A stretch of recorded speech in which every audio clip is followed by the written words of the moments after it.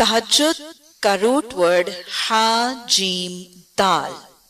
तहज्जुद के मुख्तलिफ मानी अगर हम देखें तो तहज्जुद का एक मतलब रात को सोना भी आता है और रात को जागना भी आता है, दोनों मतलब आपको मिलेंगे। बाज के नजदीक हजूद रात को सोने को कहते हैं और तहज्जुद रात के जागने को कहते हैं, और बाज के नजदीक तहज्जुद ख्वाब को तर्क करने की कैफियत को भी कहते हैं। लेकिन जहां तक शरई इस्तिलाह का मामला है तो शरई इस्तिलाह में तहज्जुद उस नफल नमाज को कहते हैं जो रात के वक्त नींद से जागकर अदा की जाती है। तो गोया किसी रात की नफल इबादत का तहज्जुद के पैमाने पर शरई इस्तिलाह में उतरने के लिए सोकर जागना लाजिम है। ये एक बहुत ही अफजल इबादत है। अल्लाह सुब्हानहू तआला के कुर्ब, गुनाहों की बख्शिश, जहन्नुम से निजात और दुआओं की कबूलियत का जरिया और वसीला है। इस रात के हिस्से की इबादत बहर कैफ हर हाल में एक अफजल इबादत जरूर है, और अगर कोई जागते हालत में भी सबकने इबादत करेगा तो एक बहुत अफजल इबादत जरूर होगी। लेकिन अगर जागते ही की हालत में होगा तो शरई इस्तिलाह में इसको तहज्जुद नहीं कहा जा सकता। इस्तिलाह के लिए सोकर उठना लाजिम है, नींद का तोड़कर उठना लाजिम है। बहरहाल अगर कोई जागते ही में करता है तो बहुत ही खूबसूरत एक अफजल वक्त में, कुर्ब इलाही के वक्त, दुआओं की कबूलियत के वक्त में वो इबादत करेगा, और लोगों को इससे रोकना बहरहाल नहीं चाहिए। बस औकात में कहती हूँ कि अगर कोई जागते ही में, बस औकात किसी बिजनेस, किसी कारोबार, किसी जॉब, किसी ड्यूटी या आदत या मजबूरी की वजह से कुछ लोग इस रात के आखिरी तहाई में या रात की आधे रात के हिस्से में जाग ही रहे होते हैं, और अब वो बस औकात पूछते हैं क्या इस वक्त हम नफल पढ़ लें, तो उनको रोका मत करें। नहीं नहीं, ये तहज्जुद नहीं होगी, नहीं। क्यों? क्योंकि बहरहाल एक बहुत खूबसूरत और एक अफजल वक्त की इबादत होगी, और कुर्ब इलाही का जरिया जरूर होगी, और दुआ की कबूलियत का भी पैमाना जरूर बनेगी। और फिर क्या पता, वो जो कहते हैं ना कि दो आलम से करती है तुझ बेगाना दिल को अजब चीज है लज्जत आशनाई, क्या पता इन रात की घड़ियों में तन्हाई के वो नवाफिल अल्लाह का कुर्ब व लज्जत आशनाई इस हालत में दे दें कि वो वाकई तहज्जुद का आदी बन जाए। तो लिहाजा लोगों को इससे मना ना किया करें।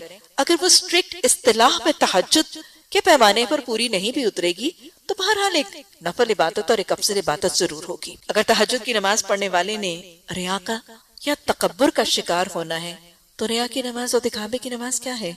शिर्क है। एक सहाबी, एक ताबई का रवैया में पढ़ रही थी कि अपने तहज्जुद की नमाज में रियाज से बचने के लिए इस वक्त में रात को पढ़ते थे कि कोई उन्हें देख ना ले, और दानिस्ता दरमियान में उठते थे, फिर सो जाते थे, और फिर फजर के वक्त नॉर्मल रूटीन में उठते थे।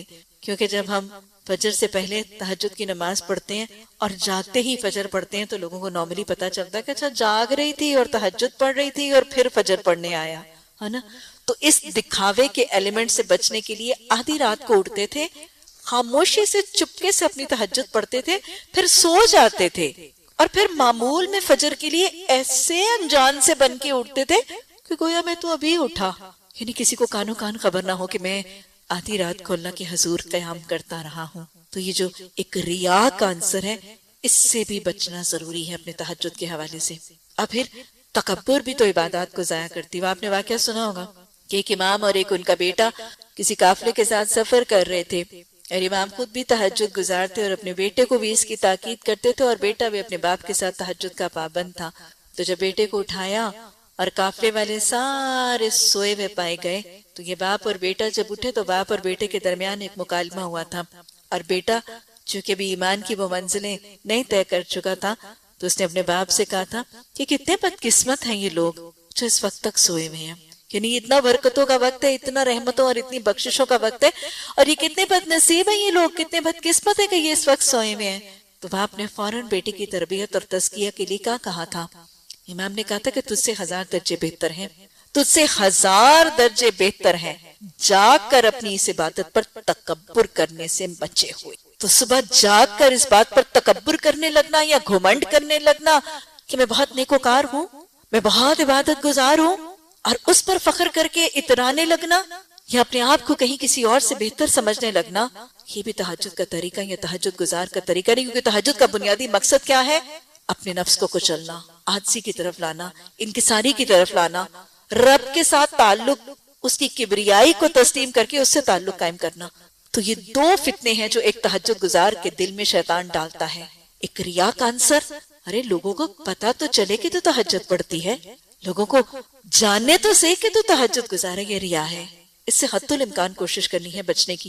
ہاں، ترغیب کے لیے، مائل کرنے کے لیے یہ عمل کیا جا سکتا ہے، انما الاعمال بالنیات، لیکن دکھاوے اور نمود و نمائش کے لیے نہیں۔ اور دوسرا فتنہ جو نفل عبادت کرنے والے کے دل میں شیطان ڈالا کرتا ہے، وہ تکبر کا، نیکیاں بڑی کر کے دکھا دیتا ہے۔ وہ رات کے جاگے ہوئے کو اگر اس کے ابتدائے دن کے آغاز میں اس کو نیکی بڑی کر کے دکھا دی تو شاید باقی کا دن وہ نیکیوں سے رک جائے گا۔ اور اگر اس حوالے سے دیکھیں تو نماز یا صلاح واقعتاً اللہ سبحانہ تعالیٰ کی رحمت ہی کا ذریعہ ہے۔ اللہ کی رحمت جس کے شامل حال ہو اسی کو نماز کی توفیق ملتی ہے، اور یہ رحمت الہی تلاش کرنے، پانے اور اس سے فیضیاب ہونے کا ذریعہ اور وسیلہ بھی تو ہے۔ نماز بنیادی طور پر ایک دعا اور اللہ سبحانہ تعالیٰ سے پکارنے اور اس کے ہم کلام ہونے کا طریقہ بھی ہے، اور نماز میں انسان مختلف طریقوں سے اپنی گناہوں کی بخشش اور استغفار طلب بھی کرتا ہے، اور اپنی اس سارے کے سارے مرحلے میں اگر زبان سے نہ بھی مانگے تو استغفار کا معاملہ اسے حاصل بھی ہوتا ہے۔ شرعی اصطلاح میں صلاۃ ایک مسلمان کے اس خاص عمل کو کہتے ہیں جب وہ ایک خاص وقت میں، ایک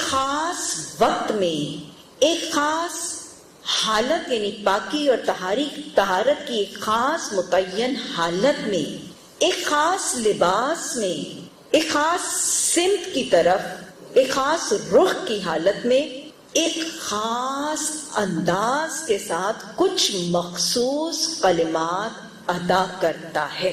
اس کا وقت بھی خاص ہے، اس کی پاکی اور طہارت کی حالت بھی مخصوص ہے، اس کی سمت بھی مخصوص ہے، اس کا لباس بھی مخصوص ہے، اس کی جسم کی ایکٹیویٹیز اور سرگرمیاں اور پوزیشنز اور پوسچرز اور حالتیں اور کیفیتیں بھی مختص ہیں اور مخصوص ہیں، اور جو ادا کیے جانے والے الفاظ اور کلمات ہیں وہ بھی مخصوص ہیں۔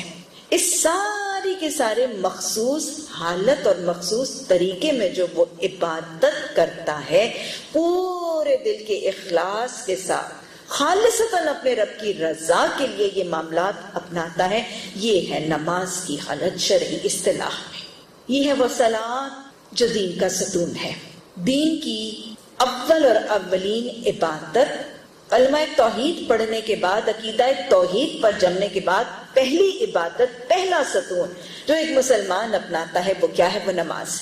کلمہ توحید پڑھنے کے بعد فوری جو اذان ہوتی ہے، آپ دیکھیں کہ رمضان کا مہینہ تو جب آئے گا تو روزے رکھے گا نا، اس کے مال پر ایک سال گزرے گا تو وہ زکوٰۃ دے گا نا، زندگی کے کسی مرحلے میں کلمہ پڑھنے کے بعد کسی مرحلے میں حج کرے گا، لیکن نماز کلمہ پڑھتے ساتھ جو پہلی عبادت وہ مومن کرتا ہے، وہ مسلمان کرتا ہے، وہ ہے اذان کے بعد نماز کی عبادت۔ یہ دین کا ستون ہے۔ آپ یہاں پہ بہت سے ستون اور پلرز دیکھتے ہیں، ان میں سے کسی ایک ستون کے بغیر عمارت قائم نہیں رہتی۔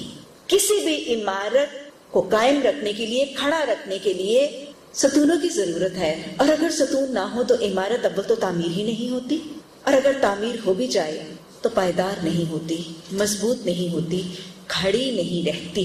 تو گویا نماز دین کا ستون ہے۔ کلمہ پڑھنے کے بعد اگر ایک شخص دین اسلام میں داخل ہونے کے بعد مسلمان اسلام کے احکامات کے مطابق بنیاد عقیدے کی ڈال کے اگر اسلام کی عمارت تعمیر کرنا چاہے گا تو عمارت نماز کے ستون کے بغیر تعمیر نہیں ہو سکتی۔ اگر ٹوٹی پھوٹی ناقص ردی ناکارہ سی عمارت کہیں تعمیر ہو بھی گئی تو وہ دین اسلام کی عمارت ناپائیدار ہوگی، غیر مستحکم ہوگی، مضبوط نہیں ہوگی، بہت ہی کچی اور بہت ہی ناقص ہوگی۔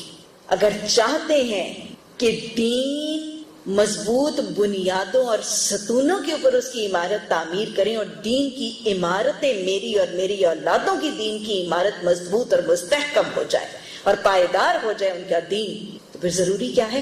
نماز کا قیام۔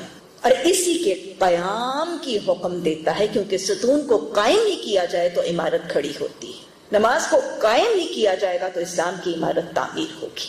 رب اجعلنی مقیم الصلاۃ ومن ذریتی، اللہ ہمیں بھی اور ہماری ذریتوں اور نسلوں کو بھی نماز کے قیام کی توفیق عطا فرما۔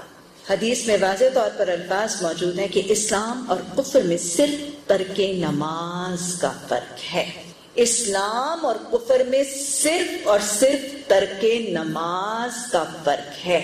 مسلمان اور کافر میں صرف حد فاصل نماز ہے، ڈفرنس صرف نماز ہی کا ہے۔ یہاں تک کہ نماز پڑھنے والا کلمہ گو مسلمان ہوگا اور نماز کو چھوڑنے والا اس حدیث کی روح سے اسلام کے دائرے سے خارج ہوگا۔ حدیث کے الفاظ ہیں فَمَن تَرَكَ مُتَعَمَّدًا، جو نماز کو متعمدن یعنی دانستہ پلاننگ کے ساتھ جان بوجھ کر عمدن ترک کرتا ہے، فقد خرج من الملہ، وہ ملت سے نکل گیا۔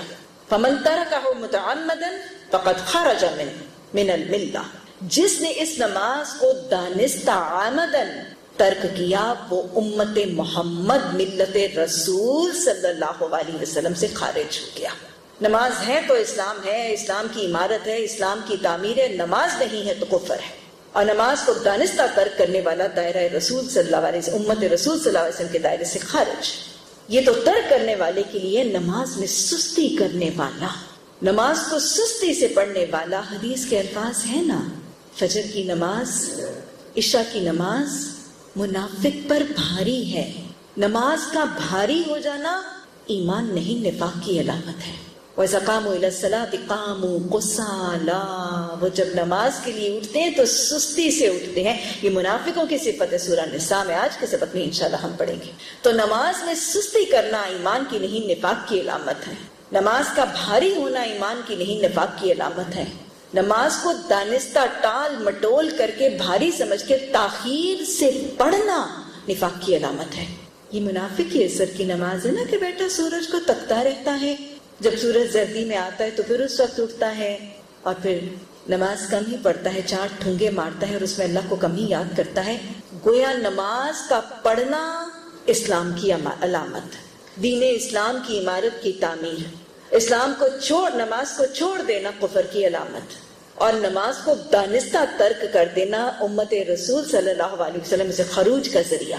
نماز پہ سستی، نماز پہ کاہلی، نماز کو مصیبت یا بوجھ سمجھ کے پڑھنا نفاق کی علامت قرآن اور حدیث سے ثابت ہے۔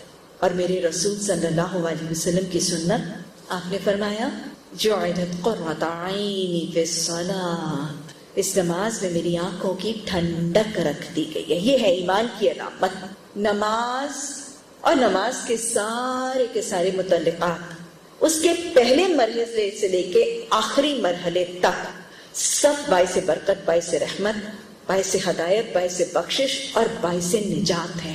نماز کے اولین مرحلے سے لے کر نماز کے آخری مراحل تک ہر مرحلہ اپنی برکتیں اور اپنی رحمتیں دینے والا ہے۔ اور پھر صرف یہی نہیں، جب نماز کے پورے عوامل اور نماز کے پورے مراحل خیر و برکت لاتے ہیں، بہترین تربیت اور تزکیہ کرتے ہیں، وہاں نماز دنیا اور آخرت کے سارے زندگی کے ہر مرحلے میں نمازی کی کام اس کے شان بڑھاتی ہے۔ ساری کی ساری نماز بذات خود فائدہ دینے والی ہے۔ نماز کا ایک مرحلہ مفید ہے، اور یہ زندگی اور زندگی کے بعد کے ایک مراحل کے لیے یہ نماز مفید ہے۔ ہر مرحلے پر زندگی اور موت کے بعد کے سارے مرحلوں میں نماز کا ایک عنصر مفید ہوتا نظر آتا ہے۔ کوئی اگر ہم نماز میں سفر کریں یا زندگی میں سفر کریں یا زندگی کے بعد سفر ہو، ہر جگہ پر نماز کے ساتھ برکتیں اور فیوز واضح طور پر نظر آتے ہیں۔ نماز کے مختلف مرحلے کیا کیا برکتیں، کیا کیا اجر، کیا کیا فیض بندے کو پہنچاتے ہیں۔ آذان کے ہوتے ساتھ حدیث کے الفاظ آتے ہیں کہ جب مؤذن اذان پکارتا ہے تو شیطان روحا کے مقام تک بھاگ جاتا ہے۔ مدینہ سے روحا کا مقام تقریباً 36 میل دور تھا۔ جب مؤذن اذان پکارتا ہے تو شیطان روحا کے میدان تک بھاگ جاتا ہے۔ گویا شیطان سے پناہ ملنی شروع ہو جاتی ہے جو ہی مؤذن اذان پکارتا ہے۔ اسی طرح اذان بذات خود، حدیث کے الفاظ تاکید بھی موجود ہے کہ مؤذن جب اذان پکارے تو اس کے کلمات کا جواب دو. انشاءاللہ تعالیٰ کتاب الاذان میں ہم ان آداب پر وضاحت سے بات کریں گے. لیکن حدیث میں وعدہ، میں اذان کی برکتیں بتا رہی ہوں آپ کو. یہ نماز کا پہلا مرحلہ ہے. اذان کے پکارے جاتے سر شیطان تو بھاگ گیا. اب جب مسلمان نمازی اذان کے کلمات کا جواب دیتا ہے تو آپ صلی اللہ علیہ وسلم نے فرمایا جس نے پورے یقین کے ساتھ اذان کے کلمات دہرائے وہ جنت میں داخل ہوگا. جس نے پورے یقین کے ساتھ اذان کے کلمات دہرائے، حضرت ابو ہریرہ رضی اللہ تعالیٰ عنہ کی روایت سے یہ حدیث ہے، جس نے پورے یقین کے ساتھ اذان کے کلمات دہرائے وہ جنت میں داخل ہوگا. اسی طرح حضرت سعد رضی اللہ تعالیٰ عنہ کی روایت سے حدیث کے الفاظ ہیں کہ جس نے مؤذن کے کلمات سن کر دہرائے اور پھر دعا کی رضیت باللہ ربا وبمحمد رسولا وبالاسلام دینا، یہ اس کے گناہوں کی بخشش کا ذریعہ ہوگا. اسی طرح حدیث میں حضرت جابر بن عبداللہ رضی اللہ تعالیٰ عنہ کی روایت سے حدیث کے الفاظ ہیں کہ آپ صلی اللہ علیہ وسلم نے وعدہ فرمایا جس نے مؤذن کے کلمات کو دہرایا اور اذان کی تکمیل پر مجھ پر درود بھیجا اور میرے لیے وسیلے اور مقام محمود کی دعا کی تو قیامت کے دن اس کے لیے میری شفاعت واجب ہو گئی. شفاعتی یوم القیامہ، لہو شفاعتی یوم القیامہ. اذان کے کلمات کا جواب دیا، درود بھیجا اور محمد صلی اللہ علیہ وسلم کے لیے مقام محمود اور وسیلے کی دعا کی تو آپ صلی اللہ علیہ وسلم نے وعدہ فرمایا اس شخص کے لیے میری شفاعت قیامت کے دن واجب ہو گئی.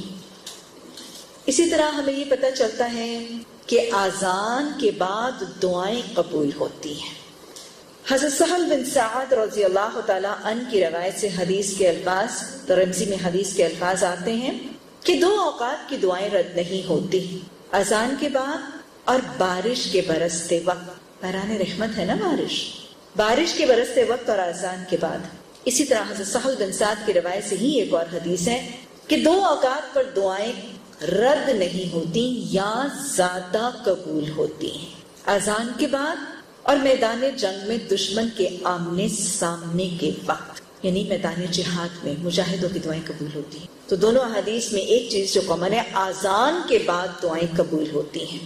اسی طرح حضرت انس بن مالک رضی اللہ تعالیٰ عنہ کی روایت سے حدیث کے الفاظ ہیں اذان اور اقامت کے درمیان کی جانے والی دعا رد نہیں ہوتی. یعنی وہ گیپ ہوتا ہے نا، اذان پکاری جاتی ہے تو جماعت کے کھڑے ہونے سے پہلے اقامت پکاری جاتی ہے، تو یہ جو گیپ ہے یہ دعاؤں کی قبولیت کا وقت ہے. جس نے اذان کا جواب دیا ہے، متوجہ ہے، دھیان ہے، اس نے نماز کے لیے جانا ہے، نماز کی ادائیگی سے پہلے اس کو اتنے انعامات مل گئے. دیکھا نماز کی برکت.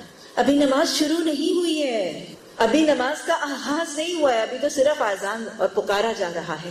پکارے جانے پر اللہ کی رحمتوں کے دروازے کھل گئے، شیطان بھاگ گیا ہے، دعائیں قبول ہو رہی ہیں، گناہ جھڑ رہے ہیں. اس کے بعد اگلا عمل کیا ہوتا ہے؟ وضو. کتاب الوضو کے آغاز میں نے وضو سے ملنے والی برکتیں اور فضیلتوں کا تذکرہ کیا. آج پھر دوہرا لیجیے. آپ صلی اللہ علیہ وسلم نے فرمایا دیکھو اگر کسی شخص کے گھر کے باہر ایک نہر جاری ہو اور وہ 5 دفعہ دن میں غسل کرے، اس میں اترے اور غسل کرے، تو کیا اس کے جسم پر کوئی میل کچیل رہ جائے گی؟ صحابہ اکرام نے سب نے فرمایا کہ رسول اللہ صلی اللہ علیہ وسلم بالکل نہیں. یعنی نہر میں 5 دفعہ اتر کر غسل کرنے والے کے جسم میں کیسے میل کچیل رہ سکتی ہے؟ آپ نے فرمایا یہی نماز، یہی معاملہ 5 وقت کی نماز کے وضو کا بھی ہے. یعنی مومن جب 5 وقت یا جب بھی وہ وضو کرتا ہے اس کے جسم سے اس کا وضو اس کے گناہوں کی میل کچیل کو دھو دیتا ہے. یہ وضاحت کر رہی ہوں میں اس حدیث کی. اور اس طویل حدیث میں آپ نے یہ بھی تو فرمایا تھا کہ وضو مومن کے گناہوں میں مفہوم بتا رہی ہوں حدیث کا کہ وضو مومن کے گناہوں کو جھاڑنے کا ذریعہ بنتا ہے. جب مسلمان نمازی وضو کرتا ہے تو وہ جب وہ کلی کرتا ہے، ہاتھ دھوتا ہے، تو اس کے ہاتھ کے گناہ جھڑ جاتے ہیں، یہاں تک اس کے ناخنوں کے نیچے کے گناہ جھڑ جاتے ہیں.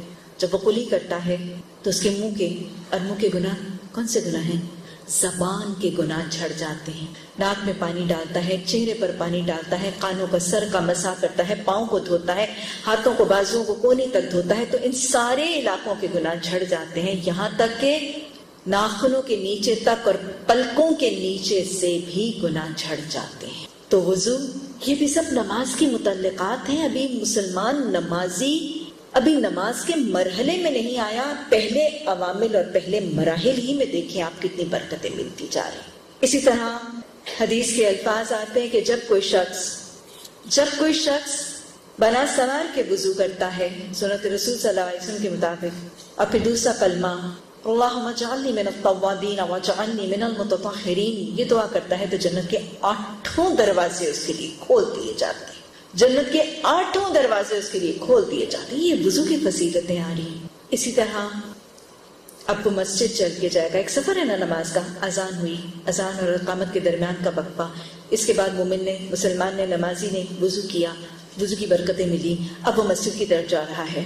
مسجد کی طرف جانے والے کو کیا ملے گا؟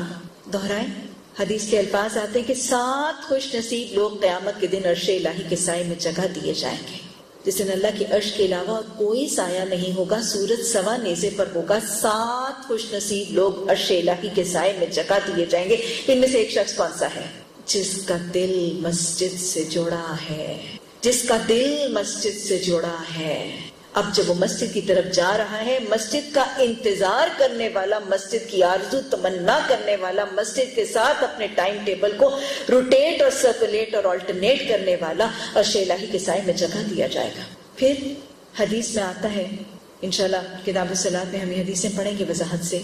آج تو میں آپ کو خلاصہ بتا رہی ہوں نا کہ جب ایک نمازی مسجد کی طرف چل کے جاتا ہے، آج ہی آپ نے ترجمہ پڑھا اس حدیث کا کہ جب ما خطو من خطوۃ، جب وہ کوئی ایک قدم اٹھاتا ہے تو اللہ سبحانہ تعالیٰ اس کے درجے بلند کرتے جاتے ہیں.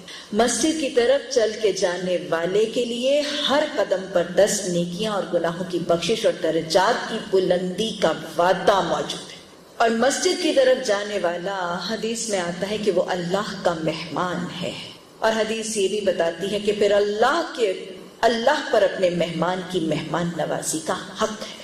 یہ جتنی دیر مسجد میں رہتا ہے، نماز شروع ہونے سے پہلے ہی نماز کا اجر اس کو لکھ دیا جاتا ہے. فرشتہ اس کے لیے بخشش اور رحمت کی دعائیں کرتا ہے. اللہم اغفر لہ، اللہم ارحمہ. آج کی دعا ہم نے پڑھی. تو یہ مسجد کے ساتھ دیکھ لیجیے، ابھی نماز شروع نہیں ہوئی، کتنا کچھ مل گیا اس نمازی کو ابھی تک. پھر جب وہ نماز شروع کر لیتا ہے، وہ نمازی تکبیر پکارتا ہے، ہاتھ باندھ لیتا ہے. نماز کیا ہے؟ نماز مومن کی معراج ہے نا، رب سے ملاقات ہے. ان الصلاۃ لکبیرۃ الا علی الخاشعین الذین یظنون ملاقو ربہم وانہم الیہ راجعون. کیا ہے؟ جب وہ تکبیر کہہ کے ہاتھ باندھ لیتا ہے تو اب نماز میں اس کی ملاقات احکم الحاکمین سے شروع ہو گئی. ساری دنیا کے حاکموں سے اس کی ملاقات شروع ہو گئی. سب رحم کرنے والوں سے زیادہ ارحم الراحمین سے اس کی ملاقات کا آغاز ہو گیا. مالک الملک، سارے مالکوں کے مالک سے اس کی ملاقات کا آغاز ہو گیا. یہ نماز. حضرت عمر یہی تو کہتے تھے کہ جب میرا دل کرتا ہے میں اپنے رب سے بات کروں، میں نماز پڑھتا ہوں، اور جب میرا دل کرتا ہے کہ میرا رب مجھ سے بات کرے تو میں قرآن پڑھتا. اور یہ ملاقات ایسی ہے کہ صرف یک طرفہ ملاقات نہیں ہے. اس ملاقات میں رب کے ساتھ بندہ ہم کلام ہوتا ہے اور رب اپنے بندے کا جواب دیتا ہے. سورہ الفاتحہ، پہلی یہ سورت جو مومن اپنی نماز میں، مسلمان نمازی اپنی نماز میں تلاوت کرتا ہے. کیا وہ حدیث کے الفاظ موجود نہیں ہیں؟ اب صلی اللہ علیہ وسلم نے فرمایا، اللہ سبحانہ تعالیٰ فرماتے ہیں، حدیث قدسی کے الفاظ ہیں، اللہ سبحانہ تعالیٰ فرماتے ہیں کہ میں نے نماز کو اپنے اور اپنے بندے کے درمیان آدھا آدھا تقسیم کر دیا ہے. آدھی میرے لیے، آدھی میرے بندے کے لیے. میں نے نماز کو اپنے اور اپنے بندے کے درمیان آدھا آدھا تقسیم کر دیا ہے، آدھی میرے لیے، آدھی میرے بندے کے لیے. اور یہاں پر نماز سے مراد سورہ فاتحہ ہے، کیونکہ سورہ فاتحہ سورہ الصلاۃ ہے. اس کے بغیر نماز مکمل نہیں ہوتی نا. اللہ سبحانہ تعالیٰ اس حدیث میں فرماتے ہیں کہ جب بندہ کہتا ہے الحمدللہ رب العالمین، تو اللہ سبحانہ، یہ ملاقات ہے، بندہ اللہ سے بات کر رہا ہے، اللہ بندے کا جواب دے رہا ہے. جب بندہ کہتا ہے الحمدللہ رب العالمین، تو اللہ سبحانہ تعالیٰ فرماتے ہیں میرے بندے نے میری حمد و ثنا کی، میری تعریف کی، میری حمد بیان کی. جب بندہ کہتا ہے الرحمن الرحیم مالک یوم الدین، تو اللہ سبحانہ تعالیٰ فرماتے ہیں میرے بندے نے میری پاکی اور بڑائی بیان کی. پھر بندہ کہتا ہے ایاک نعبد و ایاک نستعین، تو اللہ سبحانہ تعالیٰ کہتے ہیں یہ میرے اور میرے بندے کے درمیان مشترک ہے. اور پھر اللہ سبحانہ تعالیٰ فرما دیتے ہیں کہ اس کے بعد میرے بندے کے لیے وہ ہے جو وہ مانگے گا. اب پھر وہ کیا کہتا ہے؟ اہدنا الصراط المستقیم صراط الذین انعمت علیہم غیر المغضوب علیہم ولا الضالین آمین۔ تو لہٰذا نماز تکبیر کے ہاتھ اٹھنے کے بعد رب سے ملاقات ہے، مومن کی معراج ہے، رب بندے سے اور بندہ رب سے ہم کلام ہوتا ہے، اپنی دعائیں بیان کرتا ہے، اس کی رحمتیں سمیٹنے کی کوشش کرتا ہے، اس کے آگے حاجت روائی کرتا ہے اور استغفار طلب کرتا ہے۔ اقیم الصلاۃ للذکر، ذکر کی بہترین شکل نماز ہے۔ نماز صرف رب سے ملاقات نہیں، رب سے قرب کا ذریعہ ہے، کیونکہ حدیث کے الفاظ آتے ہیں۔ حدیث قدسی میں اللہ سبحانہ تعالیٰ فرماتے ہیں کہ میرے بندے کے لب جب میرے ذکر میں ہلتے ہیں اس وقت میں اپنے بندے کے قریب ترین ہوتا ہوں۔ پھر ذہن نشین کر لیجئے، یہ صرف ملاقات ہی نہیں ہے، صرف ہم کلام ہونا ہی نہیں ہے، یہ وہ حالت ہے جس میں بندہ اپنے رب کے قریب، ایسی ملاقات ہے کہ قرب کی ملاقات ہے۔ کیسے ملتا ہے نماز میں قرب؟ دو چیزوں سے ملتا ہے قرب۔ ایک حدیث قرب الہی کا ایک حوالہ، میرے بندے کے لب جب میرے ذکر میں ہلتے ہیں اس وقت میں اپنے بندے کے قریب ترین ہوتا ہوں۔ نماز کیسے پڑھی جاتی ہے؟ آپ نے کیا فرمایا تھا؟ اتنی آواز سے پڑھو کہ لب حرکت کریں، زبان حرکت کریں، اور ہلکی سی آواز جو اپنے کانوں میں جائے۔ تو لہٰذا یہ ذکر الہی، یہ قرآن کی تلاوت، اللہ کی تسبیحات، رکوع میں، سجود میں، قیام میں، یہ سب قرب الہی کا ذریعہ بنتی ہے۔ بندے کی رب سے ملاقات بھی ہے، اور ایسی ملاقات ہے جس میں بندہ اپنے رب کے قریب بھی ہے اور رب بھی اس سے قریب ہے۔ پھر حضرت ابو ہریرہ رضی اللہ تعالیٰ عنہ کی روایت سے حدیث آتی ہے کہ اللہ سبحانہ وتعالی فرماتے ہیں کہ میں اپنے بندے کے قریب ترین اس وقت ہوتا ہوں جب وہ سجدے کی حالت میں ہے۔ میں اپنے بندے کے قریب ترین اس وقت ہوتا ہوں جب وہ سجدے کی حالت میں ہوتا ہے۔ اسی لیے آپ نے اسی حدیث میں فرمایا تکثر الدعاء، پھر سجدے میں کیا کیا کرو؟ کثرت سے دعائیں مانگا کرو۔ اسی لیے سجدے میں دعا قبول بھی ہوتی ہے۔ تو کویا دیکھ لیجئے، نماز مومن کی معراج اور رب سے ملاقات ہے۔ اور کیسی ملاقات ہے؟ ایسی ملاقات نہیں کہ محفل ہے اور دوری ہے، نہیں، ایسی ملاقات ہے کہ رب کا قرب ہے۔ وہ نمازی رب کا ذکر کر رہا ہے، قیام میں کر رہا ہے، رکوع میں کر رہا ہے، قریب سے قریب ترین ہوتا جا رہا ہے، اور پھر سجدے میں جا کے رب کے سب سے زیادہ قریب ہونے والا ہے۔ یہ ہے وہ ملاقاتی جو احکم الحاکمین کی ملاقات قریب کی حالت میں کرنے والا بن جاتا ہے۔ اللہ ہمیں اس قرب کو محسوس کرنے اور اس کی لذتوں سے لطف آشنا ہونے کی توفیق عطا فرما دے۔ نماز تربیت کا ذریعہ بھی ہے۔ یہ ساری رحمتیں، یہ ساری برکتیں نماز سے ملی۔ ہاں جی، اس کے علاوہ تربیت سے پہلے بات کریں، نماز دعاؤں کی قبولیت کا ذریعہ بھی ہے۔ سجدے میں دعا قبول ہوتی ہے، فرض نماز کے بعد دعا قبول ہوتی ہے، پوری نماز کے بعد دعا قبول ہوتی ہے۔ اور پھر نماز کے حوالے سے ہمیں یہ بھی پتا ہے کہ نماز کے بعد جب نمازی اپنی جگہ ہی پر بیٹھا، نماز کے بعد کے مسنون اذکار کرتا ہے، تسبیحات کرتا ہے، دعائیں مانگتا ہے، تو گویا وہ نماز ہی کی حالت میں ہوتا ہے۔ اس کے پیچھے اس کے لیے فرشتہ بخشش اور رحمت کی دعائیں کرتا رہتا ہے۔ یہ تو کچھ برکات اور فیوز، لیکن ساتھ ساتھ نماز اس دنیا کی زندگی میں تربیت اور تزکیہ کا بہترین ذریعہ، کیونکہ تربیت اور تزکیہ اور تعلیم ہوگی تو تبھی تو دین کی عمارت بنے گی۔ نماز تربیت، نماز انفرادی نماز یا اجتماعی یا باجماعت نماز زبردست تربیت اور تزکیہ کا طریقہ اور سہولت میسر کرتی ہے۔ نماز پابندی وقت سکھاتی ہے، وقت کی اہمیت اور پابندی وقت کا طریقہ سکھاتی ہے۔ نماز پاکی، طہارت کے آداب اور سلیقے اور اہمیت وضع کرتی ہے، یہاں تک کہ پانی نہ ہو تو تیمم کی حس، تیمم کا طریقہ پاکی اور طہارت کی حس کو قائم رکھنے کے لیے سکھا دیا جاتا ہے۔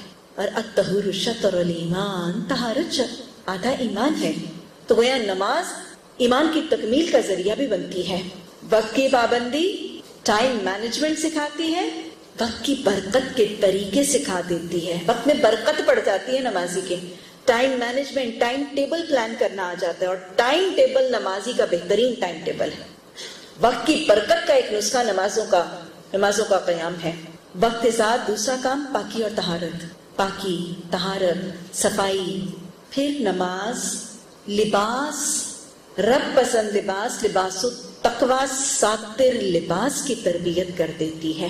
اس کی اہمیت، اس کا طریقہ، اس کے ادب اور سلیقے سکھا دیتی ہے۔ باجماعت نماز نظم و ضبط سکھاتی ہے، ڈسپلن سکھاتی ہے، تنظیم اور نظم کے ساتھ چلنا سکھاتی ہے، اجتماعیت کا احساس بیدار کرتی ہے، صف بندی کا سلیقہ سکھاتی ہے۔ نماز اتحاد، اتفاق، باہمی محبت، اخوت، بھائی چارہ سکھاتی ہے۔ باجماعت نماز مساوات، عدل، اونچ نیچ، ذات پات، برادری کے تفاخر کو ختم کر دیتی ہے۔ ایکوالٹی، برادرہڈ، مساوات، عدل، اونچ نیچ کا خاتمہ کر دیتی ہے، تفرقہ بازی، دھڑے بازی کا خاتمہ کر دیتی ہے۔ آگے آئیں لڑائی میں اگر وقت نماز، قبلہ رو ہو کے زمین بوس ہوئی قوم حجاز، ایک ہی صف میں کھڑے ہو گئے محمود و ایاز، نہ کوئی بندہ رہا اور نہ کوئی بندہ نواز، بندہ و صاحب و محتاج و غنی ایک ہوئے، تیری دربار میں پہنچے تو سبھی ایک ہوئے۔ یہ ہے وہ نماز کی تربیت، با جماعت نماز کی روح ہے یہ۔ اسی طرح با جماعت نماز آپس کے کینے دور کرتی ہے، خبر گیری کا موقع فراہم کرتی ہے۔ با جماعت نماز آپس کے روابط پیدا کرتی ہے، ایک پلیٹ فارم دے دیتی ہے مسلمانوں کو معاشی، معاشرتی، سماجی مسائل کو حل کرنے کا، ایک سینٹر دے دیتی ہے مساجد کا، ایک فوکس دے دیتی ہے قبلے کا۔ اور پھر نماز کی تربیت جو سب سے خوبصورت تربیت ہے، نماز ضبط نفس کی تربیت کرتی ہے، سیلف کنٹرول، ضبط نفس کی تربیت کرتی ہے، اور زبردست ضبط نفس کی تربیت ہے نماز کی۔ یہ ساری ہی عبادات کا خلاصہ ہے، لیکن آپ دیکھیں کہ ہر نماز، ہر عبادت کے اندر یہ روح موجود ہے، لیکن نماز کے اندر سب سے بڑھ کر ہے۔ عبادات ساری کی ساری بنیادی طور پر ضبط نفس کی تربیت کیسی کرتی ہیں؟ اللہ کی رضا اور اللہ کی اطاعت کے لیے وہ عبادت کرنے والا کچھ چیزیں جو جائز ہیں، جو حلال ہیں، جو فطری ضرورتیں ہیں، وہ عبادت کرنے والا ان چیزوں سے بھی رک جاتا ہے۔ یہی ہے نا عبادات کا روح، کہ وہ چیزیں جو جائز ہیں، وہ سرگرمیاں، وہ عمل جو حلال ہیں، وہ عمل اور وہ سرگرمیاں جو فطری ضرورت بھی ہیں، ایک عبادت کرنے والا ان کو بھی اللہ کی رضا اور اللہ کی اطاعت کے لیے چھوڑ دیتا ہے۔ روزے میں کیا ہوتا ہے؟ کھانا پینا جائز حلال فطری ضرورت ہے، رب کی رضا کے لیے بھی چھوڑ دیا جاتا ہے۔ نماز میں کیا ہوتا ہے؟ نہ کھایا جاتا ہے، نہ پیا جاتا ہے، نہ بولا جاتا ہے، نہ چلا جاتا ہے، نہ ادھر ادھر دیکھا جاتا ہے، نہ ہلنے کی اجازت ہے۔ ایک عام شخص چل سکتا ہے، پھر سکتا ہے، ہاتھ ہلا سکتا ہے، پاؤں اپنی مرضی سے ہلا سکتا ہے، اٹھ سکتا ہے، بیٹھ سکتا ہے، ادھر ادھر نگاہیں گھما سکتا ہے، کان سے کچھ سن سکتا ہے، یہ اس کی فطری ضرورت بھی ہے، اس کا فطری تقاضا بھی ہے، اس کے لیے یہ سب کچھ عام حالات میں جائز ہے، حلال ہے، بول سکتا ہے، سب کچھ کر سکتا ہے۔ لیکن نماز کی حالت میں یہ سب چیزیں اللہ کی رضا کے لیے چھوڑ دیتا ہے، اللہ کی اطاعت اور اللہ کی رضا کے لیے یہ سب چیزیں چھوڑ دیتا ہے۔ ایک جگہ پر کھڑا ہے، وہیں کھڑا رہے گا، نہ چلتا ہے، نہ اسپیسیفائڈ طریقے کے علاوہ ہلتا ہے، کھجانا تک پسندیدہ نہیں، کچھ اور سنتا نہیں، کسی اور چیز کی طرف دھیان نہیں دیتا، اس اسپیسیفائڈ چیز کے علاوہ بولتا نہیں، ایک اسپیسیفائڈ جگہ کے علاوہ نہ نگاہ کو ہلاتا ہے، نہ زبان کو ہلاتا ہے، نہ کان کو حرکت دیتا ہے، نہ دل میں خیال آنے دیتا ہے، نہ ذہن میں سوچ آنے دیتا ہے، نہ پاؤں کو ہلاتا ہے، نہ ہاتھ کو ہلاتا ہے۔ یہ ہے وہ زبردست سیلف کنٹرول جو نماز سکھاتی ہے، سب کی اطاعت کے لیے، اس کے حکم کو ماننے کے لیے، اس کی فرما برداری کے لیے، اس کی عبادت کے لیے اور اس کی رضا حاصل کرنے کے لیے، ساری جائز چیزیں، ساری حلال چیزیں جو اس کی فطری جسمانی ضرورتیں بھی ہیں، وہ سب اللہ کی رضا کے لیے چھوڑ دیتا ہے۔ یہ ہے وہ نماز کی تربیت۔ 5 دفعہ یہ مسلمان سپاہی اپنے حاکم کی رضا کے لیے یہ معاملہ کرتا ہے، یہ تربیت ہے ضبط نفس کی۔ دن میں 5 دفعہ رب سے ملاقات اس رب کی پہچان دیتی ہے، تقوی کا سبق پڑھا دیتی ہے، فکر آخرت کو غالب فکر بنا دیتی ہے۔ یہ سب نماز سے ملنے والی تربیتیں ہیں، فکر آخرت، تقوی، ضبط نفس، تزکیہ، یہ سب نماز سے ملتا ہے۔ یہ کب ملے گا؟ اگر نماز کی روح موجود ہو۔ اور پھر اللہ سبحانہ تعالیٰ نے قرآن میں فرمایا ان الصلاۃ تنہی عن الفحشاء والمنکر، کہ یہ نماز تمہیں فحش اور منکرات سے روک دے گی۔ حدیث میں آتا ہے نا کہ کوئی شخص اگر دیکھنا چاہتا ہے کہ اس کی نماز کتنی قبول ہوئی، ہم سب کو فکر ہوتی ہے یہ نماز قبول بھی ہوتی ہے کہ نہیں، تو وہ دیکھ لے کہ اس کی نماز نے اس کو فحش اور منکر سے کتنا روکا۔ اگر کوئی شخص نماز پڑھنے کے باوجود فحش اور منکرات سے نہیں رک رہا تو اس کی نماز قبول نہیں ہوئی ہے. ان الصلاۃ تنہی عن الفحشاء والمنکر، بے شک نماز فحش اور منکرات سے روک دیتی. یہ تو نماز کے وہ فیوز اور وہ برکتیں ہیں جو دنیا میں ملتے ہیں. یاد رکھیے گا، نماز صرف دنیا کو نہیں، اس دنیا کی زندگی کو نہیں، دنیا کے بعد کی اگلی ساری زندگی کے مراحل میں بھی مفید ہے اور برکتیں اور فیوز داخل فرما دیتی. ابھی تو ہم نے بات کی نماز کے مختلف مراحل کی اور اس کے وہ فائدے جو ہمیں زندگی میں شامل حال ہوتے ہیں. اس زندگی کے بعد کے مراحل میں بھی نماز فائدہ پہنچاتی ہے. موت کا وقت آسان ہو جاتا ہے. اللہ سبحانہ تعالیٰ نماز قائم کرنے والوں کو مومن فرماتے ہیں، الذین یقیمون الصلاۃ ومما رزقناہم ینفقون اولئک المؤمنون حقا. یہی سچے مومن ہیں. نماز قائم کرنے والے اور زکوٰۃ ادا کرنے والے ہی سچے مومن ہیں. اور مومن کی موت طویل حدیث ہے نا جو نبی صلی اللہ علیہ وسلم نے موت کے وقت کے لیے فرمائی. جان کنی کا موقع، روح کے نکالنے کا موقع. نیکوکار مومن کے موت کے وقت جب ملک الموت آتا ہے تو کیا کہتا ہے؟ خوبصورت چہروں والے، خوشگوار چہروں والے، سفید روشن چہروں والے، اجلے سفید لباسوں والے، انتہائی خندہ پیشانی سے پیش آنے والے فرشتے اس مومن کو کیا کہتے ہیں؟ اولئک المؤمنون حقا. ان کو فرشتے کہتے ہیں نکلو، روح کو مخاطب ہو کر کہتے ہیں نکلو اپنے رب کی خوشنودی کے لیے. اور حدیث بتاتی ہے یہی جو سچے مومن ہیں ان کی روح کیسے نکلتی ہے؟ جیسے اگر خوشبو کی بوتل کا ڈھکن کھولا جائے تو خوشبو آسانی سے نکلتی ہے. موت کا وقت آسان کرتے کی یہ نماز کی ادائیگی. اللہم اعنی علی غمرات الموت وسکرات الموت. موت کے بعد اگلا مرحلہ قبر کا مرحلہ. قبر میں منکر و نکیر کے وہ 3 سوالات. تمہارا رب کون تھا؟ تمہارا رسول کون تھا؟ تمہارا دین کیا تھا؟ یہ 3 سوالوں کے جوابوں کی تیاری. ابھی آپ نے وہ حدیث سنی کہ جو یقین کے ساتھ مؤذن کی پکار کا جواب دیتا ہے اور پھر دعا کرتا ہے رضیت باللہ ربا وبمحمد رسولا وبالاسلام دینا، وہ جنت میں داخل ہوگا. یہ سوال 3 سوالوں کے جواب اذان کی جواب کے وقت دن میں 5 دفعہ اس جواب کی تیاری کروانے کا طریقہ ہے. میں اللہ کو اپنا رب مان کے راضی ہوں.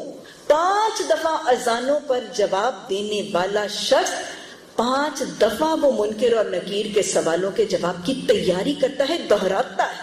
کیا کہہ رہا ہوتا ہے؟ اللہ کو اپنا رب مان کے راضی ہوں، محمد صلی اللہ علیہ وسلم کو اپنا رسول مان کے راضی ہوں، اور دین اسلام کو اپنا دین بنا کے راضی. منکر اور نکیر کے سوالوں کے 3 سوالوں کے جواب جس کے اوپر پوری کی پوری قبر کے معاملات کا فیصلہ ہوتا ہے. جس نے منکر اور نکیر کے یہ سوالوں کے جواب دے دیے، جس نے منکر اور نکیر کے سوالوں کے جواب دے دیے، اس کے کہہ دیا جائے گا اس کو جنت کا لباس پہنا دو، اس کو جنت کا بچھونا دے دو، اس کی قبر میں جنت کی طرف کھڑکی کھول دو. یہ 3 سوالوں کے جواب کی تیاری اذان کے بعد کی اس دعا میں موجود ہے. اللہ یہ تیاری کرنے کی توفیق عطا فرمائے. قبر میں نمازی کی شان کیا ہے؟ ہمیں حدیث سے پتہ چلتا ہے کہ جب منکر و نکیر قبر میں اس شخص کو اٹھا کے بٹھائیں گے تو اس شخص کو سورج ڈوبتا ہوا دکھایا جائے گا. کون سا وقت ہے؟ نماز عصر کا وقت ہے اور سورج ڈوبنے والا ہے. اس کو سورج ڈوبتا ہوا دکھایا جائے گا. گویا اگر یہ نمازی ہوگا تو اس کی کس چیز کی فکر ہوگی؟ اپنی نماز عصر کی فکر ہوگی. منکر، میں حدیث کا مفہوم بتا رہی ہوں کہ حدیث بہت لمبی ہے. منکر و نکیر اس شخص کو اٹھا کے بٹھائیں گے اور اس کو سورج ڈوبتا ہوا دکھایا جائے گا. یہ نمازی کی شان ہے جو عادی نمازی تھا، نمازیں قائم کرنے والا تھا، نمازوں کی تاخیر کی فکر کرنے والا تھا. اس کو سورج ڈوبتا ہوا دکھایا جائے گا، وہ فوراً جلدی سے لپکے گا نماز کی طرف. منکر اور نکیر اسے مخاطب ہو کر کہیں گے پہلے ہمارے سوالوں کا جواب دے دو. وہ انہیں ہٹائے گا اور کہے گا مجھے میری نماز ادا کرنے دو. یعنی اس کو فکر ہوگا کہ میری نماز عصر دیر ہو رہی ہے. منکر و نکیر پھر اسے روکیں گے اور اسے کہیں گے پہلے ہمارے سوالوں کا جواب دو، اور وہ کہے گا نہیں نہیں، مجھے پہلے میری نماز ادا کرنے دو. یہ کون کرے گا؟ یہ صرف اس وقت وہی کر سکے گا جو زندگی میں اپنے نمازوں کو اول اور افضل وقت میں ادا کرنے کا خواہش مند اور فکر مند اور عادی رہا تھا. اور پھر ہمیں یہ بھی پتہ چلتا ہے کہ جب قبر میں عذاب کے فرشتے داخل ہوں گے اور اس شخص کے دائیں جانب سے وہ فرشتے آئیں گے تو سب سے پہلا عمل جو عذاب کے فرشتوں کے خلاف ایک رکاوٹ بن کے کھڑا ہو جائے گا وہ اس کی نمازیں ہوں گی، وہ اس کی نمازیں ہوں گی۔ فرشتے اس کے پائنتی کی جانب، اس کے بائیں جانب، اس کے سرہانے کی جانب گھومیں گے۔ مختلف عمل مزید میں وضاحت سے حدیث میں آتے ہیں۔ آگے کی طرف سے جب آئیں گے تو اس کی با جماعت نماز کے لیے جو قدم اٹھے ہوں گے وہ اجر اور وہ عمل اس کے آگے کی جانب سے نماز عذاب کے فرشتوں کی رکاوٹ بن جائیں گے۔ نماز میں جو قرآن پڑھا ہوگا، نماز میں جو قرآن کی تلاوت کی ہوگی، قرآن ویسے ہی قبر کی تنہائی کا ساتھی ہوگا، لیکن قرآن کی تلاوت کا اجر سب سے زیادہ نماز کی حالت میں ہے۔ قبر کے بعد اگلا مرحلہ میدان حشر کا مرحلہ۔ وَإِذَا زُلْزِلَتِ الْأَرْضُ زِلْزَالَهَا وَأَخْرَجَتِ الْأَرْضُ أَثْقَالَهَا وَقَالَ الْإِنسَانُ مَا لَهَا يَوْمَئِذٍ تُحَدِّثُ أَخْبَارَهَا بِأَنَّ رَبَّكَ أَوْحَىٰ لَهَا۔ زمین خبر دے گی، اپنے اوپر رونما ہونے والے حالات کی خبر دے گی اس دن زمین، کیونکہ رب اس کو حکم دے گا۔ اس دن نمازی کی شان کیا ہوگی؟ زمین مسجد کی طرف چل کے جانے والوں کے قدموں کی گواہی دے گی۔ نحن نكتب ما قدموا وآثارهم كل شيء احصيناه في امام مبين۔ وہ نماز کی طرف، مسجد کی طرف چل کے جانے والے قدم ما قدموا، ان کو بھی لکھا گیا ہے، اور زمین گواہی دے گی ان قدموں کی، چار کی، اور زمین گواہی دے گی سجدے کے اعضاء کی جو اس زمین کو سجدے کی حالت میں چھو جاتے تھے۔ قیامت کا دن ھذا یوم عسر، نبی بھی نفسی نفسی پکار رہے ہوں گے۔ اس دن نجات، اس دن آسانی کس کے لیے ہے؟ جس کو شافی محشر نبی صلی اللہ علیہ وسلم کے دست مبارک سے حوض کوثر کا پانی مل جائے، اور جس کو شفاعت شافی محشر رسول اللہ صلی اللہ علیہ وسلم میسر آ جائے۔ بخشش اور نجات اور آسانی اسی کی ہوگی۔ بخش بھی دیا جائے گا اور پیاس سے بچا لیا جائے گا، ذلت اور رسوائی سے بچا لیا جائے گا۔ لیکن شافی محشر آپ صلی اللہ علیہ وسلم پہچانے کے کیسے؟ آپ نے فرمایا تھا تمہارے وضو کے اعضاء کے چمکنے کی بنیاد پر، اور آپ نے تاکید فرمائی تھی تم میں سے جو چاہے اپنی چمک کو جتنا چاہے بڑھا لے۔ سجدوں کے اعضاء کے چمکنے کی بنیاد پر پہچانے جائیں گے۔ شناخت کی علامت مؤذنوں کی گردنیں لمبی ہوں گی۔ امت رسول صلی اللہ علیہ وسلم کے مؤذنوں کی، امت کے مؤذنوں کی گردنیں باقی لوگوں کے مقابلے میں لمبی ہوں گی۔ اور حدیث میں یہ بھی آتا ہے کہ مؤذن کی آواز جہاں جہاں تک پہنچی ہوگی وہ تمام چیزیں قیامت کے دن اس کے حق میں گواہی دے گی۔ حساب آسان ہوگا مؤذنوں کا۔ میدان حشر میں جب عرش الہی کے علاوہ اور کوئی سایہ نہ ہوگا، سورج سوا نیزے پر ہوگا، لوگ اپنے اپنے اعمال کے مطابق پسینوں میں ڈوبے ہوں گے، تو جو 7 خوش نصیب اللہ کے عرش کے سائے میں جگہ دیے جائیں گے ان میں سے 2 کون سے ہیں؟ ایک وہ شخص جس نے جوانی میں عبادت کی، ایک وہ شخص جس نے جوانی میں عبادت کی، رب اجعلنی مقیم الصلاۃ ومن ذریتی، اور دوسرا وہ شخص جس کا دل مسجد سے جڑا ہے۔ میدان حشر میں کہہ دیا جائے گا وَامْتَازُوا الْيَوْمَ أَيُّهَا الْمُجْرِمُونَ، چھٹ کے الگ ہو جاؤ مجرموں، نمازی بے نمازی مجرم کیسے ہٹائے جائیں گے۔ حدیث میں آتا ہے، آپ صلی اللہ علیہ وسلم نے فرمایا بے نمازیوں کا حساب قارون، فرعون، حامان اور ابی بن خلف کے ساتھ ہوگا۔ فرعون، قارون، حامان اور ابی بن خلف کے ساتھ ہوگا، اور بے نمازیوں کے لیے نہ کوئی نور ہوگا، نہ کوئی برہان ہوگی، اور نہ کوئی نجات ہوگی۔ ربنا اتمم لنا نورنا واغفر لنا انک علی کل شیء قدیر۔ حشر کے بعد اگلا مرحلہ حساب کتاب۔ اللہ سبحانہ تعالیٰ کے حقوق میں سے پہلا سوال، حقوق اللہ میں پہلا سوال نماز کا ہوگا۔ بخاری شریف کی صحیح حدیث کے الفاظ ہیں کہ جس شخص کی نماز سنت کے مطابق درست ہوگی وہ نہ تو ناکام ہوگا اور نہ نامراد ہوگا۔ جس کی نماز سنت رسول صلی اللہ علیہ وسلم کے مطابق درست ہوگی وہ نہ ناکام ہوگا نہ نامراد ہوگا۔ اگر بندے کے فرائض میں کچھ کمی ہوئی تو اللہ سبحانہ تعالیٰ فرمائیں گے بندے کے اعمال نامے میں اس کی نفل عبادات کو دیکھ لو، یہ ہے آسان حساب۔ پہلا حساب نماز کا ہے. اگر نماز سنت رسول صلی اللہ علیہ وسلم کے مطابق ہوئی تو ناکام اور نامراد نہیں ہوگا. کیسے نہیں ہوگا؟ کیونکہ حساب آسان ہوگا.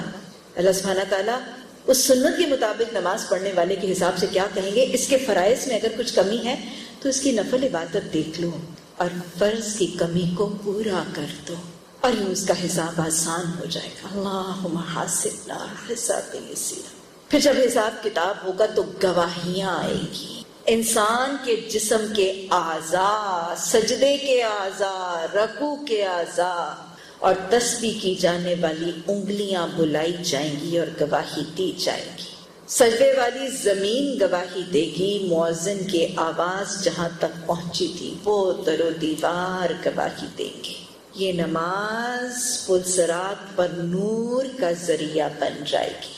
مومن کے پاس وہ نور ہوگا جو اس کے دائیں اور اس کے آگے آگے دوڑ رہا ہوگا. منافق جس کے لیے نماز بھاری تھی، منافق جو نماز میں سستی کرتا تھا، منافق جس کی گردنیں گرانی سے رک جاتی تھیں، اس کی روشنی پل صراط پر اس کے پاؤں کے انگوٹھے میں ٹمٹما رہی ہوگی.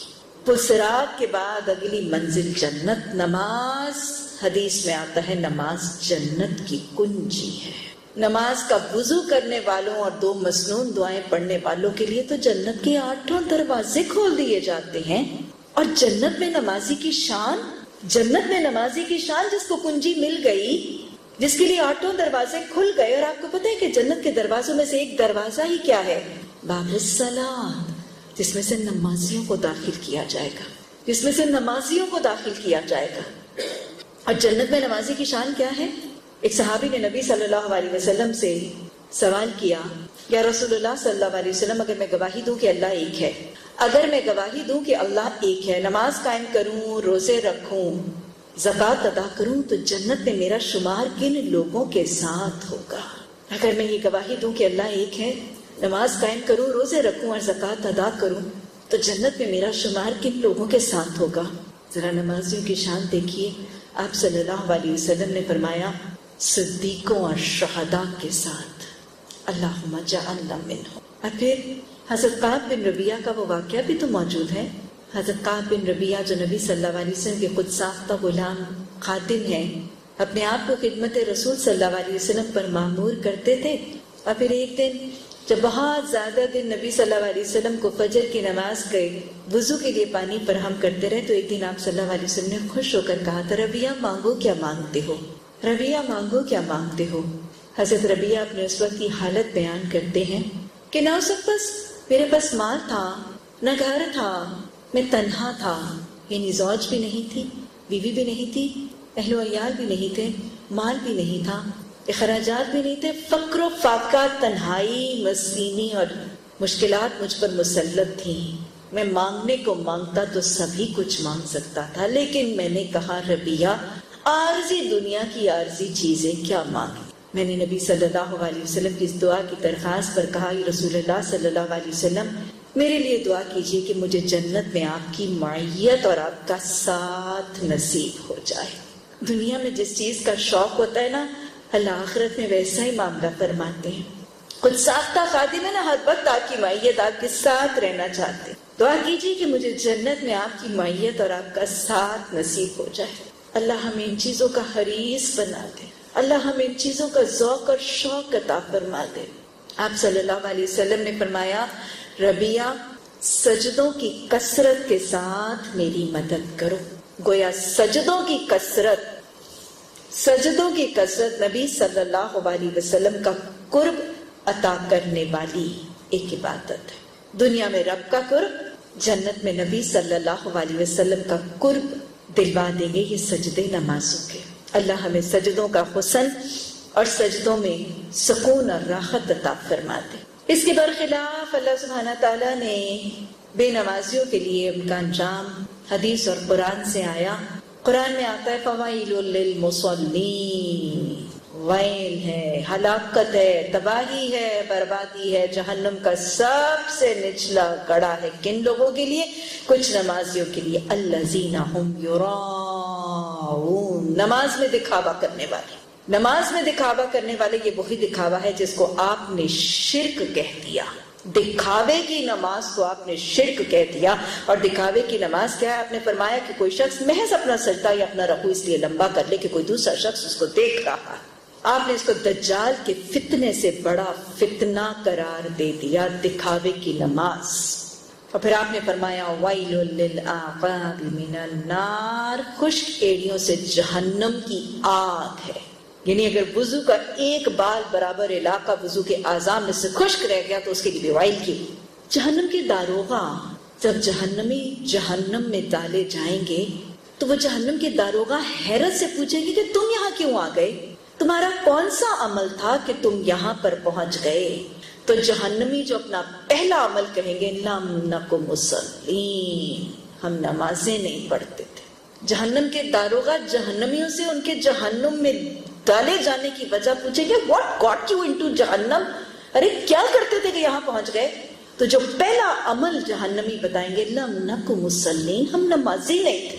وہ عمل جو سب سے پہلے جہنم میں ڈالے نہ جانے کی وجہ بنے گی، وہ کہیں گے ہم نمازیں ترک کرتے. حضرت سمرہ بن جندب رضی اللہ تعالیٰ عنہ کی روایت سے رسول اللہ صلی اللہ علیہ وسلم کے معراج کا مشاہدہ آتا ہے کہ آپ نے شب معراج پر کچھ لوگ دیکھے تھے جن کے سر دو پتھروں کے درمیان کچلے جا رہے تھے. یہ کون سے لوگ تھے؟ یہ وہ لوگ تھے جو قرآن کو یاد کر کے بھلا دیتے ہیں. استغفر اللہ. اللہ حفظ میں اضافہ فرما، اور جو یاد ہے اللہ اس کی حفاظت اور اس کو قائم رکھنے کی توفیق عطا فرما. جو قرآن کو یاد کر کے بھلا دیتے ہیں، اور دوسرے وہ جو عشاء کی نماز پڑھے بغیر سو جاتے ہیں، یعنی عشاء کو ترک کرنا یہ سزا ہے.